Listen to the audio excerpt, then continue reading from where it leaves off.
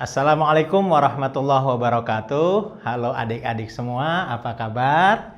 Mudah-mudahan sehat selalu ya, dan tetap semangat mengikuti pelajaran-pelajaran yang akan kami sampaikan. Jumpa lagi dengan Kak Bayu. Kali ini kita akan membahas materi barisan dan deret bagian yang ketiga. Nah, apa aja nih isinya? Bisa adik-adik dan sahabat sekalian lihat. Nah, kita akan membahas barisan dan deret aritmatik. Nah, kemudian kita akan membahas perubahan linier. Nah, apa sih perubahan linier itu? Nah, nanti isinya itu ada bicara tentang bunga tunggal, ada pertumbuhan dan peluruhan linier. Kemudian barisan dan deret geometri. Nah, terusnya perubahan eksponensial. Isinya bunga majemuk, pertumbuhan, dan peluruhan eksponensial. Dan yang terakhir adalah deret geometri tak hingga yang konvergen. Nah, mungkin sahabat sekalian bertanya, kan udah Kak, kemarin belajar barisan dan deret aritmatik, juga barisan dan deret geometri. Nah, kemarin kita sudah pelajari dasar-dasarnya ya, rumus-rumus dasar. Nah, kali ini kita masuk ke aplikasinya yang ada ceritanya lah gitu kira-kira ya. Oke ya, kita mulai dari yang pertama. Ya tentu saja mungkin kita ulang dulu sedikit ya. Barisan aritmetik itu ya susunan atau urutan bilangan yang anggota suku-sukunya atau anggotanya atau suku-sukunya bertambah atau berkurang dengan nilai yang tetap. Jadi nambahnya sama itu untuk setiap suku ya. Kemudian bisa juga diartikan dengan istilah susunan bilangan yang selisih antara dua suku yang berdekatan itu selalu sama atau tetap. Sedangkan kalau deret aritmatik ya jumlahkan aja suku-suku pada barisan aritmetik tersebut. Nah, ini kalau rumus-rumus yang kita gunakan untuk mencari beda itu UN dikurangi UN-1 atau suku tertentu dikurangi suku sebelumnya. Kalau suku ke N itu UN sama dengan A ditambah N kurang 1 dikali B. Nah, kalau jumlah N suku pertama ada 2 ya. SN sama dengan N per 2 dikali A tambah UN. Nah, kalau UN-nya diganti dengan UN dari rumus suku ke N ini, kesini ganti nih substitusi. Nanti akan dapat SN sama dengan N per 2. Ini A juga jadi 2A ditambah N-1B. Nah, itu ya. Kira-kira itu rumusnya. Ini sudah pekan-pekan sebelumnya kita bahas. Nah, sekarang ke soalnya seperti apa? Nah, ini bisa sahabat sekalian lihat contoh soalnya. Nah, agak panjang ya ketimbang di soal sebelumnya. Kalau soal sebelumnya kan langsung. Suku kedua adalah sekian. Ya, jumlah 5 suku pertama sekian, begitu ya. Nah, kalau ini ada narasinya lah, kira-kira begitu ya. Ahmad berhasil lulus SBMPTN dan diterima di salah satu PTN favorit di kota ini. Sebagai mahasiswa, itu mulai 1 Agustus 2016, dia dapat uang saku 6 juta untuk 1 triwulan. 3 bulan dapat 6 juta dibayar di muka gitu kira-kira ya. Nah, uang saku ini diberikan setiap permulaan triwulan. Untuk setiap triwulan berikutnya, uang saku yang diterima Ahmad dinaikkan sebesar. Jadi setiap triwulan naik sebesar 500.000, naiknya tetap ya. Triwulan ini dapat tambahan 500, triwulan berikutnya nambah lagi 500 dan seterusnya. Nah, pertanyaannya yang diterima Ahmad di awal tahun 2020 itu berapa uang sakunya? Nah, gitu. Kuncinya di sini nih. Kenapa aritmetik? Karena untuk setiap triwulan berikutnya uang saku yang diterima Ahmad dinaikkan sebesar. Jadi sebesar 500 setiap triwulan. Jadi kenaikannya tetap. Maka dia masuk ke barisan atau deret geometri. Aritmetik ya. Lagi bahas aritmetik nyamber ke geometri. Aritmetik ya. Karena kenaikannya tetap. Nah, bagaimana menyelesaikannya?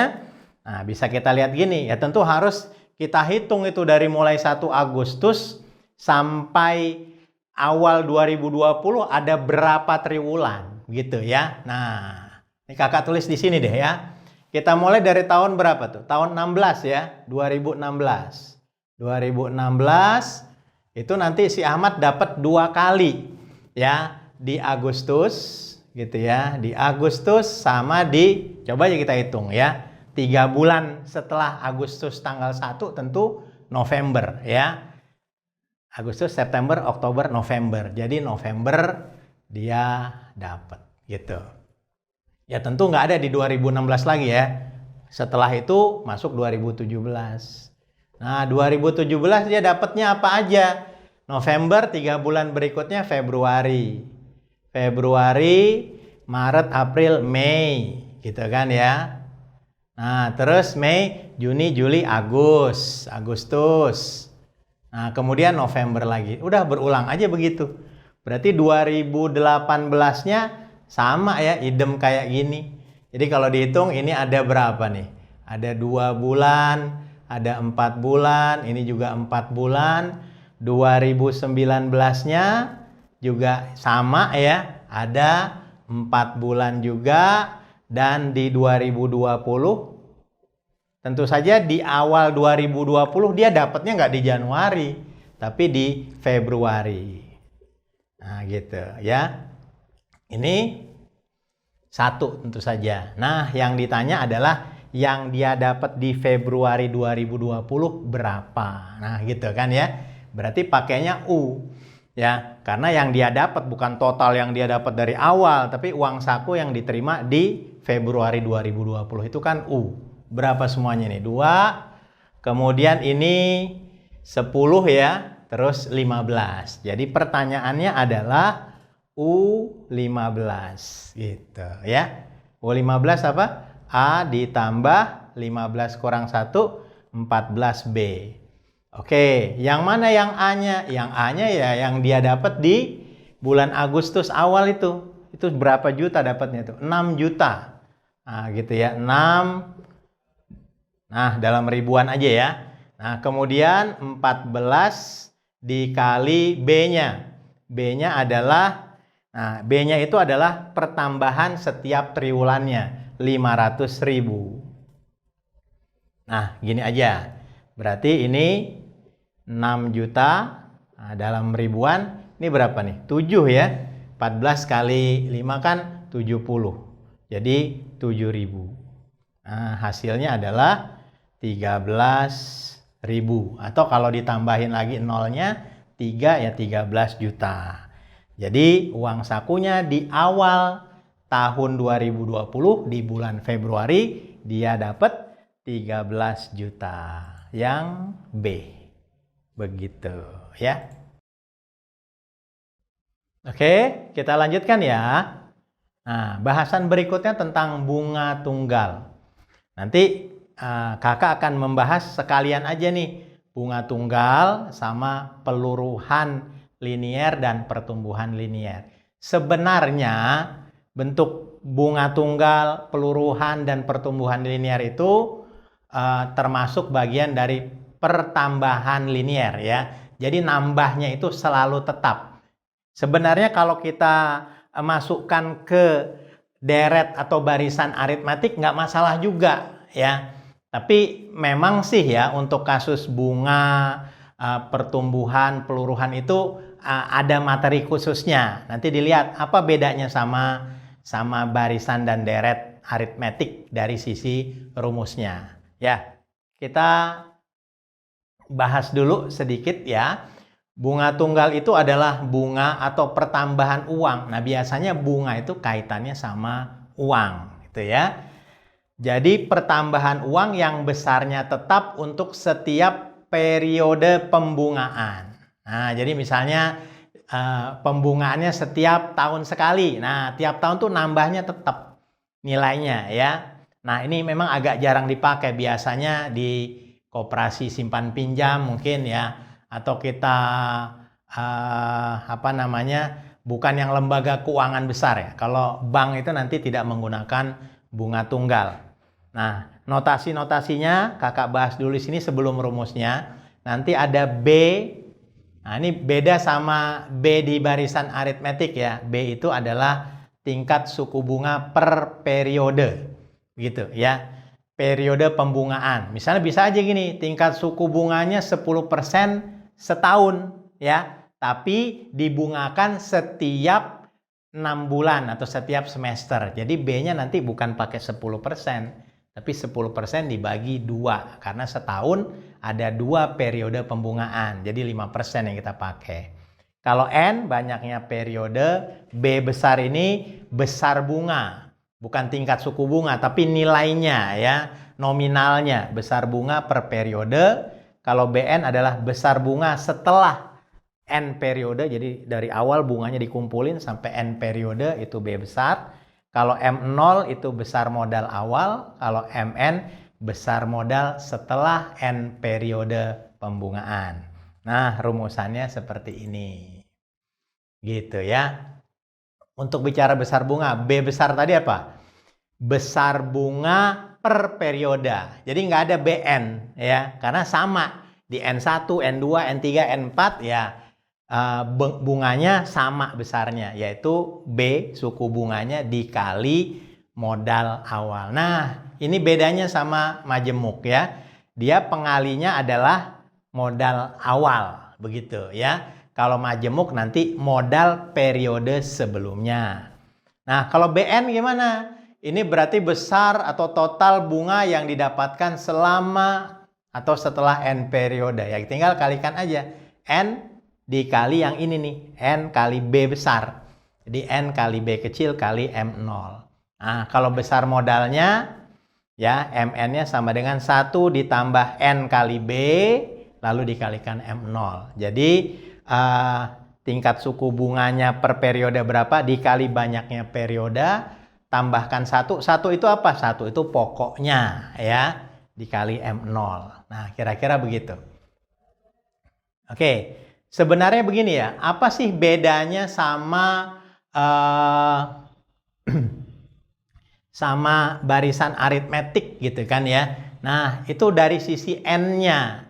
Jadi gini, ambil contoh. Kalau di aritmetik itu kan misalnya suku ke N ya, UN. Nah, itu kan dia mulainya pertama kali udah dihitung ya. Jadi kalau di aritmetik itu UN itu berarti gini, U1, U2, U3 dan seterusnya. Nah, sampailah UN.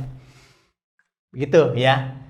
Nah, sementara kalau misalnya di rumus bunga ini, di sini sebutnya U0, M0 gitu kan ya. Jadi nyebutnya M0 ya. Terus kemudian di sini M1. Jadi suku kedua sebenarnya baru 1 periode pembungaan. Nah, jadi kalau misalnya kita hitung di sini, nah ketika kita bicara di sini, dia nggak di sini nih. Di sini M N-1. Baru MN-nya di sini. Nah, di sininya sudah N+1. Gitu aja ya perbedaannya. Karena penghitungannya, kalau di barisan aritmatik biasanya yang pertama udah disebut suku 1.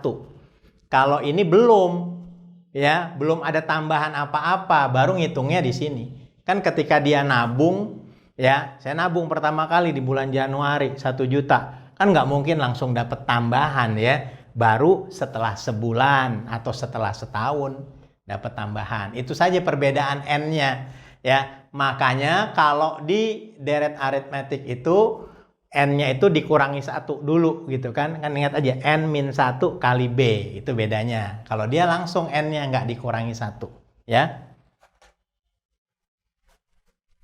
Nah, kemudian kita lanjutkan ya, pertumbuhan dan peluruhan linier. Sebenarnya mirip aja ya. Cuma bedanya gini, kalau di bunga itu kaitannya dengan uang, pertambahan uang.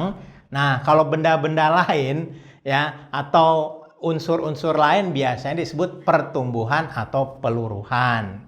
Ya, misalnya penduduk nggak disebut bunga, ya, gitu kan?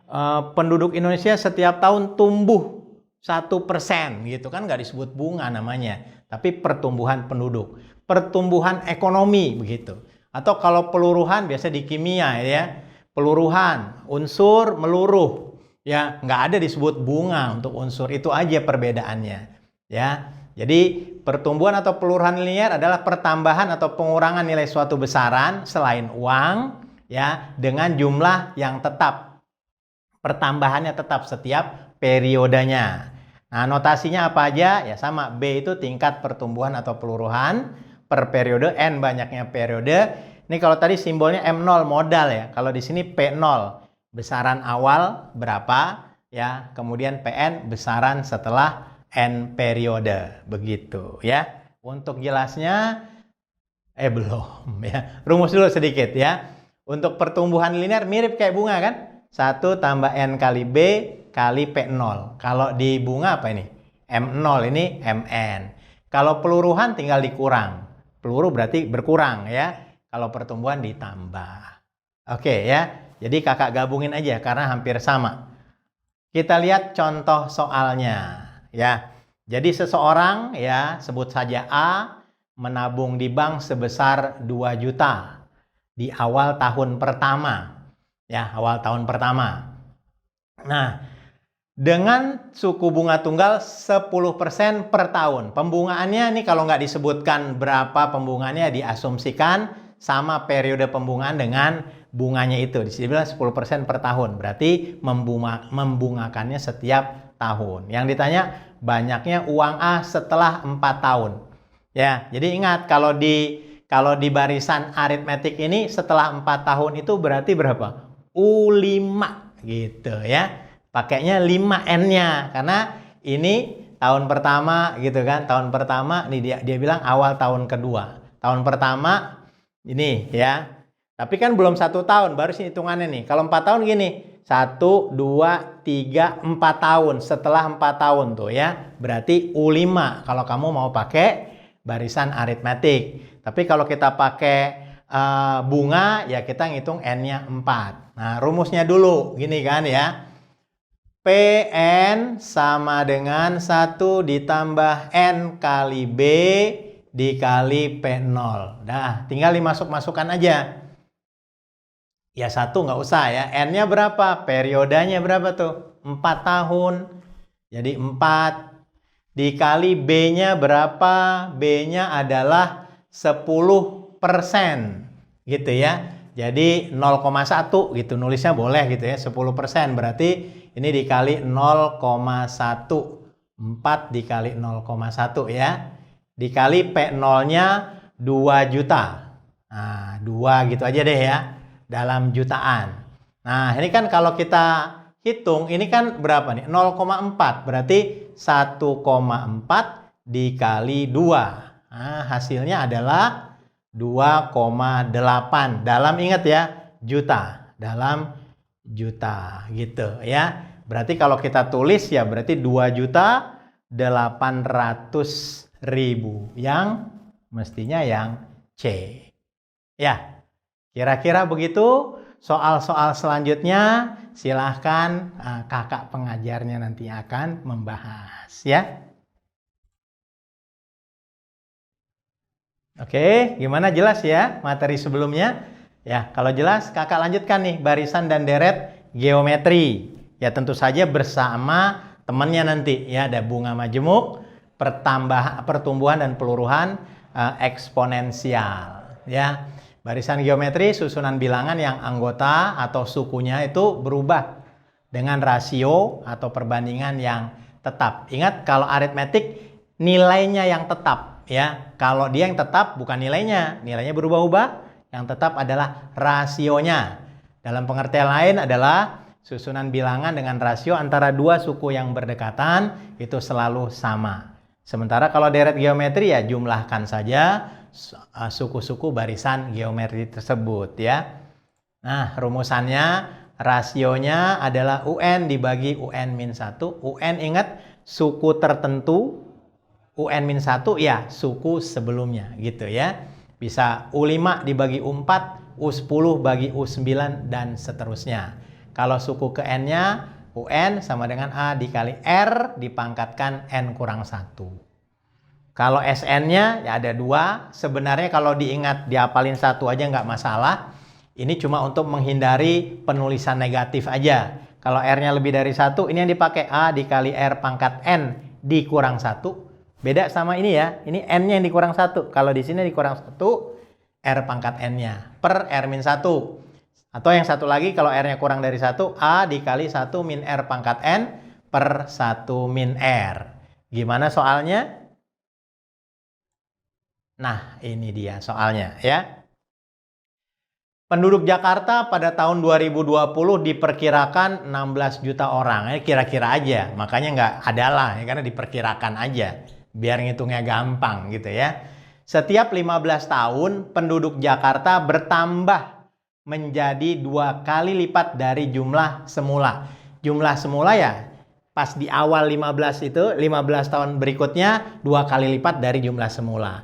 15 tahun berikutnya ya 2 kali lipat dari jumlah 15 tahun sebelumnya. Bukan dari awalnya gitu ya. Bukan dari awal Jakarta berdiri, bukan ya. Jadi tiap 15 tahun atau tiap periode sebelumnya. Nah, jika perkiraan di atas benar, penduduk Jakarta di tahun 45 itu ada berapa orang? Ya tentu kita mulai aja, patokannya 45 yang ditanya. Kita mulai dari tahun 45. Ya, ingat ya hitungannya 15 tahun sekali. Jadi habis 45 tentu 60, 75, 90, terus berapa? Ya, 2005 dan 2020 gitu aja lah ya. Ini bukan tahun 1905, bukan. 2005, 2020. Ternyata kalau kita pakai suku, ini suku 1, 2, 3, 4, 5, 6. Nah, ini U6. Ya, jadi ini suku satunya atau A-nya. Gitu boleh tulis A. Ini 2, 3, 4, 5, U6. Ya, masukkan aja rumusnya. U6 sama dengan berapa katanya itu ya? 16 juta. Nah, ya. U6 kan kita tahu kalau pakai rumus barisan geometri A dikali R pangkat 6 kurang 1, 5. Jadi 16. Nah, yang jadi masalah R-nya berapa? Nah, dia bilang di sini ada keterangannya tuh.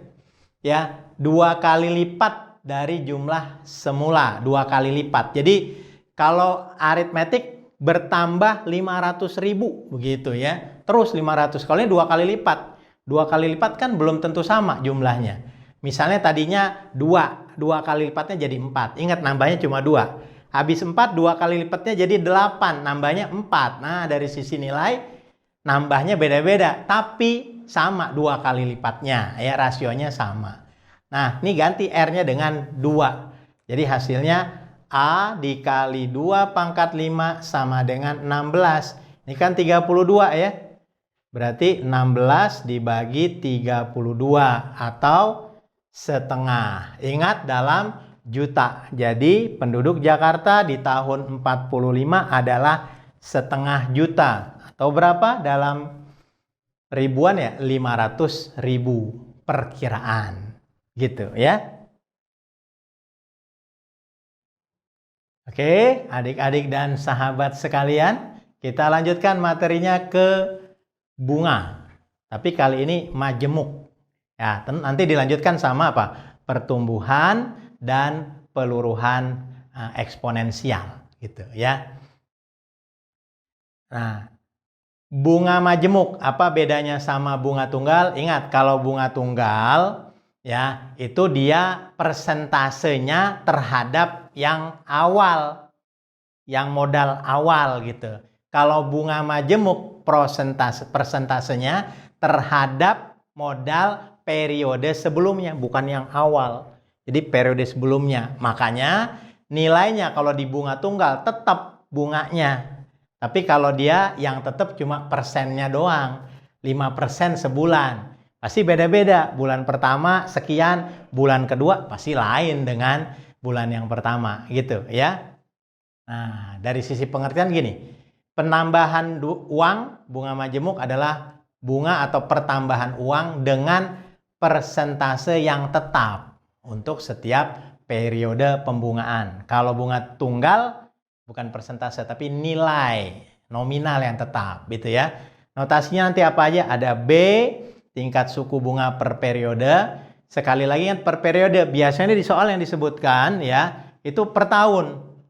Ya, lihat aja kalau nabung di bank gitu ya. Bunganya 10% setahun. Dibungakan setiap satu semester gitu ya, atau per semester. Maka nanti bagi 2 dulu ya. Kalau N banyaknya periode, kalau B kecil N ini berarti besar bunga di periode ke N. Nah, lihat ya. Kalau di tunggal ininya tetap nih, setiap periode bukan B kecil N tapi B aja, nggak pakai indeks. Kalau dia soalnya berbeda-beda setiap periode. Kalau B besar N ya besar bunga totalnya atau setelah N periode. M0 adalah besar modal awal. Kalau MN besar modal setelah N periode pembungaan. Ya. Ini besar bunganya B kecil N itu. Ini besar bunga per periode ya, atau setiap periode, periode ke-1, periode kedua beda-beda. Itu MN dikurangi MN-1. Ini besar bunga totalnya setelah N periode, berarti MN dikurangi M0 modal awalnya. Ya, kalau besar modalnya ini MN sama dengan 1 ditambah B pangkat N kali M0. Nah, bedanya gini sama di barisan geometri. Kalau barisan geometri pertama ya N-nya. Kalau barisan geometri itu namanya suku ke N. Ya, yang pertama udah dihitung U1 gitu ya. Nah, sementara kalau di bunga N itu adalah setelah berapa periode. Jadi kalau yang pertama baru 0 periodenya. Ya, kalau gini berarti baru 1 periode. Kalau di barisan geometri ini sudah disebut suku kedua. Nah, kemudian dari sisi R. Kalau dari sisi R, ini R-nya nih. Kalau di barisan geometri 1 tambah B itu adalah R rasionya. Kalau dia ini 1 ditambah B itu adalah tingkat suku bunga. Jadi ini bunganya nanti 1 itu kenapa ditambahkan 1? Modal atau pokoknya. Ya. Kita lanjut ke pertumbuhan dan peluruhan eksponensial. Nah, ya. Pertumbuhan atau peluruhan eksponensial adalah pertambahan atau pengurangan nilai suatu besaran selain uang yang atau terhadap nilai sebelumnya dengan perbandingan atau rasio tetap. Jadi pertambahan dibandingkan dengan nilai sebelumnya itu tetap. Jadi rasionya tetap atau perbandingannya tetap. Notasinya B tingkat pertumbuhan atau peluruhan per periode, N banyak periode, P0 bedanya sama tadi bunga M0 nilai besaran awal, kalau PN adalah nilai besaran setelah N periode. Jadi gini ya kalau digambarkan nih. Nah, kalau yang linear itu gini. Nih gitu ya. Nambahnya tetap. Ya, tadinya 1000 nambah 100, 1100, nambah 100 lagi jadi 1200. Pertambahan tetap, jadi terbentuklah garis lurus. Tapi kalau yang eksponensial nambahnya beda-beda. Tadinya 1000 terus nambah 100, 1100. Berikutnya bukan 100 lagi nambahnya. Mungkin sudah nambah 110. Jadi nambahnya beda-beda. Maka ntar bentuknya gini. Nah gitu ya. Jadi pertama nambahnya 100, terus nambahnya 110, terus nambahnya 111 dan seterusnya. Begitu ya. Nah, jadi ada pertambahan. Nambahnya sendiri ada pertambahan. Kalau ini nambahnya tetap sama. Jadi dari sisi grafiknya begitu. Ini eksponensial, ini linear ya. Nah, kalau rumusnya mirip kayak bunga majemuk di pertumbuhan. 1 tambah B pangkat N kali P0. Kalau di peluruhan 1 kurang B pangkat N kali P0. Nah, gimana soalnya? Ya, di sini nggak bicara bunga nih. Nanti mungkin pas bicara bunganya kakak pengajarnya yang bahas ya. Nah, di sini kakak akan bahas tentang peluruhan. Gitu ya. Atau pengurangan. Peluruh itu kan berarti peluruhan itu artinya pengurangan. Melati mendapatkan bonus Rp3.240.000. Kok angkanya begitu amat sih Kak bonusnya? Biar gampang ngitungnya gitu ya. Dia berencana menggunakan uang itu untuk berbelanja. Setiap kali berbelanja dia gunakan sepertiga uangnya. Atau dia pakai sepertiga dari uang ada, oh sepertiganya dibelanjain. Nah, periode berikutnya uang yang tersisa pakai lagi sepertiga dan seterusnya. Jika satu saat uang yang tersisanya 640.000, Melati sudah berbelanja berapa kali gitu. Berarti yang ditanya N-nya. Nah, kita pakai ini. Ya, PN sama dengan 1 ditambah apa? B ya. Oh, bukan ditambah karena dia kurangi uangnya, meluruh uangnya ya. Tapi bedanya sama unsur, kalau unsur kan meluruh dengan sendirinya. Kalau ini meluruh dengan usahanya si Melati, begitu ya. Meluruh sebesar 1/3. Ya terserah mau dijadiin persen malah nggak enak ya. Jadi 1/3 dipangkatkan N dikali P0. Nah ini 640, ribunya kita hilangkan saja. Oh rumus dulu deh ya, rumus dulu. Udah ini B dulu deh. Nah baru kita masukkan 1 min 1/3 pangkat N dikali ini 3240. Ya. Kalau dicoret kan bisa nolnya dulu lah yang gampang. Ya, lalu ini pindahkan kemari ya. Jadi 64 dibagi 324. Hasilnya 1 kurangi 1/3, 2/3 pangkat N. Nah, tugas kita mencari N. Kalau kayak gini tentu belum enak kali ya. Nah, 2 pangkat 6, tapi 3 pangkat 6 enggak 324. Ini kita sederhanakan dulu. Dibagi 4 barangkali ya, kita bagi 4. 64 dibagi 4, 16. 324 kalau dibagi 4, 81. Nah, kalau ini sudah bentuk paling sederhananya, nggak bisa dibagi lagi. Yang ini 2/3.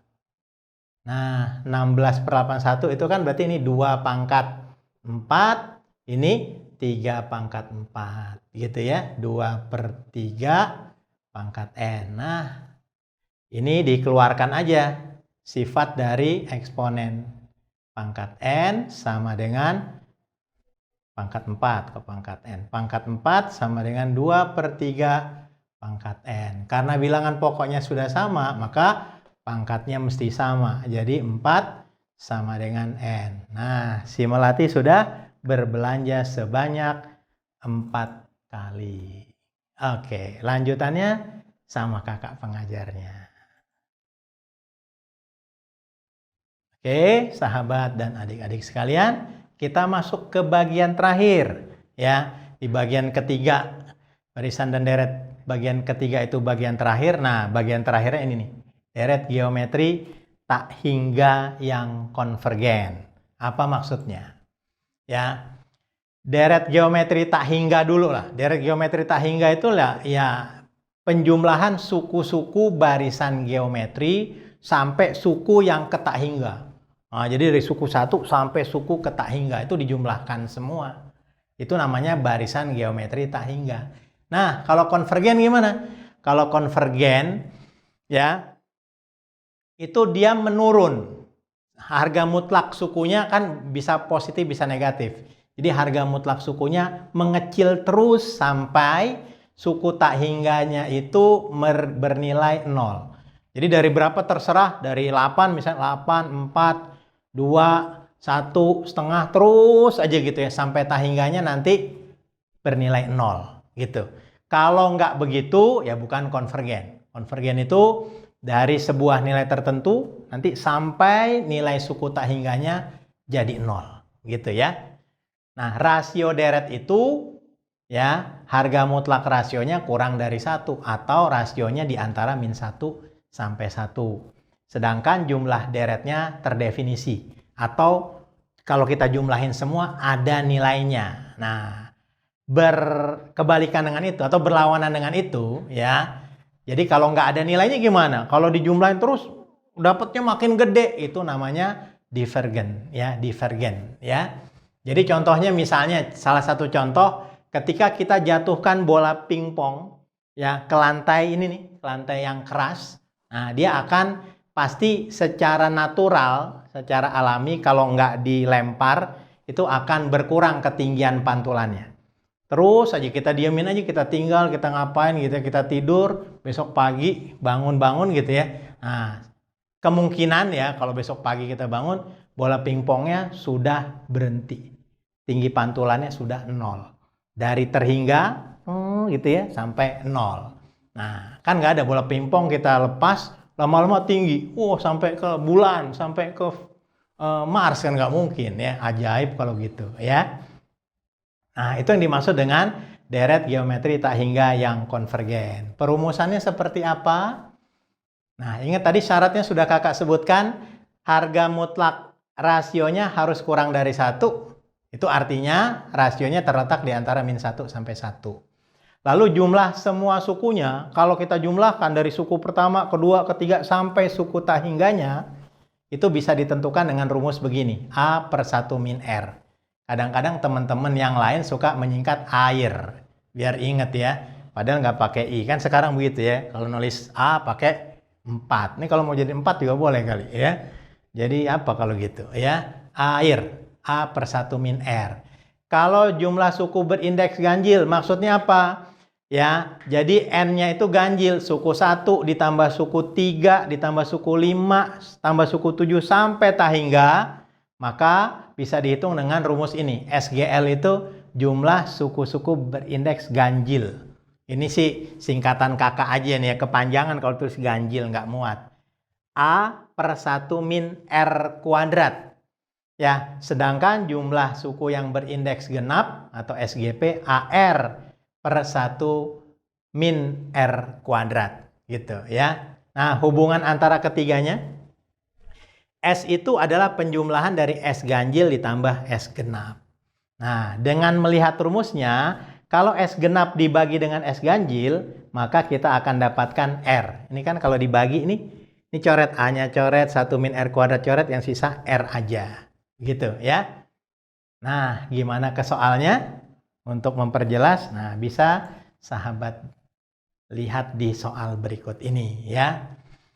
Nah, di situ diketahui ada suku X tambah 2, kemudian 10 min X, lalu X min 4. Nah, ini katanya merupakan 3 suku pertama suatu deret geometri tak hingga. Ada lanjutannya sampai tak hingga. Nah, gimana cara nyari X-nya? Bisa ditebak-tebak aja ya. Kalau dapat ya bagus gitu ya. Ditebak-tebak aja berapa nih X-nya. Supaya nanti jadi geometri. Ingat kalau geometri ini bagi ini sama dengan ini bagi ini. Ya, misalnya ditebak berapa? 6 gitu ya. Misalnya kakak tebak 6 nih. Kalau 6 kan jadinya berapa? 6, 8. Ini kalau 6, 4. Kalau 6, 2. Geometri enggak? 4 dibagi 8 setengah, 2 dibagi 4 setengah. Wah, hebat kak. Kok tahu cepet? Udah dari rumah, udah diinget-inget apa gitu ya. Jadi bukan gara-gara hebat ya. Udah disiapin. Nah, kalau nggak bisa ditebak-tebak gimana? Pakai aturan kesamaan rasio. Ini kan rasio nih kalau dibagi. Ini juga rasio kalau dibagi. Nah, rasionya adalah 10 min X per X ditambah 2. Bagian sini juga sama ya. X min 4 per 10 min X. Nah, lalu kali silang. Kalau dikali silang kan kita dapat 10 min X dikali 10 min X sama dengan X min 4 dikali X plus 2. Ya, uraikan sedikit. Ini kayaknya habis pakai yang ini aja ya. Pakai warna lain ya, habis spidolnya. Ya, 10 kali 10, 100. 10 kali X. Min X min 10X. Ini juga min 10X. Jadi min 20X. Min X kali min X plus X kuadrat. X dikali X, X kuadrat. X dikali 2, 2X. Min 4X. Jadi min 2X. Min 4 dikali 2 min 8. Alhamdulillah X kuadratnya terhapus ya, saling meniadakan. Nah, pindahkan aja ini ke sana nih. Ini pindah ke sana jadi 108 ya. Ini pindah kemari jadi 18X. Betul nggak tuh ya? 20 dikurang 2X. Nah, X-nya dapat ya, X-nya dapat berapa? Ya dibagi aja. Ini dikali 6 ya. Jadi 108 dibagi 18 hasilnya 6.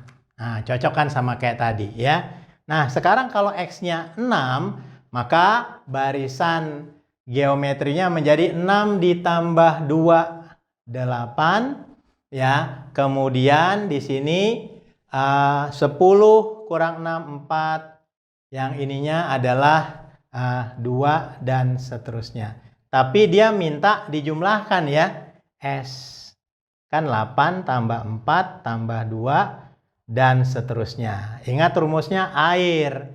Jadi S sama dengan A per 1 min R gitu ya. A-nya berapa? A-nya 8. Nah, 1 min R-nya ini dibagi ini boleh, dibagi ini boleh. Setengah.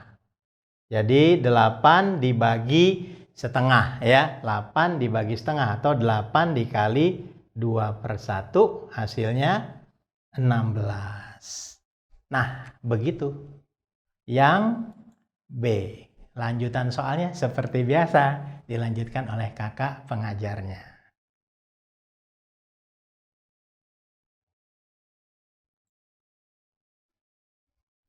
Ya, demikian tadi pembahasan kita mengenai barisan dan deret bagian yang ketiga. Yang kita bahas adalah aplikasi barisan dan deret geometri. Kemudian ada bunga baik tunggal maupun majemuk, serta peluruhan dan pertumbuhan baik linier maupun eksponensial. Harapan kakak, kalian semua, sahabat-sahabat, adik-adik semua bisa memahaminya dengan baik ya. Kalau masih belum jelas, ulang-ulang lagi videonya. Atau jangan segan-segan untuk bertanya pada kakak pengajarnya. Ya, semoga tetap sehat, tetap semangat. Kakak akhiri. Assalamualaikum warahmatullahi wabarakatuh.